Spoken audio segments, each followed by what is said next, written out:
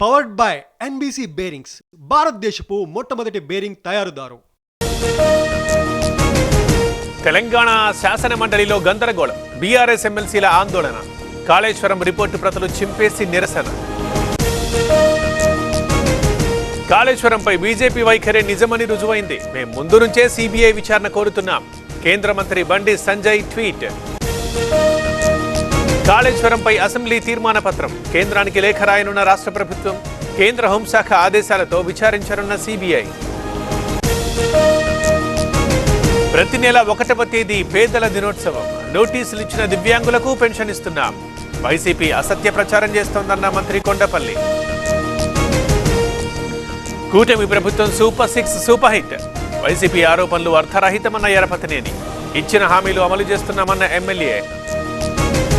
అనకాపల్లి జిల్లాలో హోంమంత్రి పర్యటన, పెనుగోలులో పెన్షన్ల పంపిణీ చేసిన అనిత ఇంటింటికి వెళ్లి ప్రజల యోగక్షేమాలు ఆరా.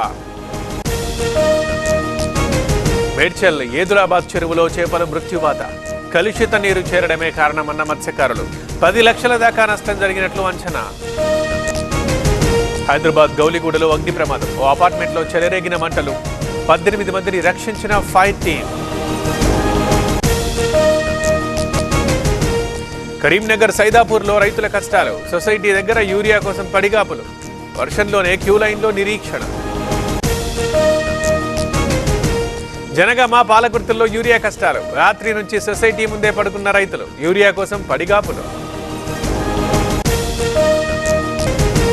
ఖమ్మం జిల్లాలో కురుస్తున్న వాన, పలు మండలాల్లో పొంగి పొర్లుతున్న వాగులు, 10 గ్రామాలకు నిలిచిపోయిన రాకపోకలు.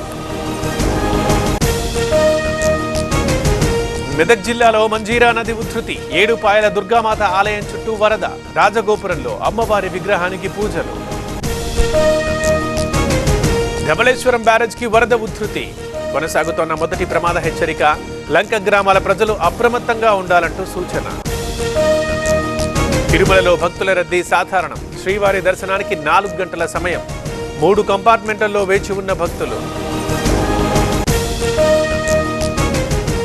ఉగ్రవాదం వల్ల శాంతికి ముప్పు, ఎస్సీఓ సభ్యులుగా భారత్ది కీలక భూమిక, షాంఘై శిఖరాగ్ర సదస్సులో మోదీ.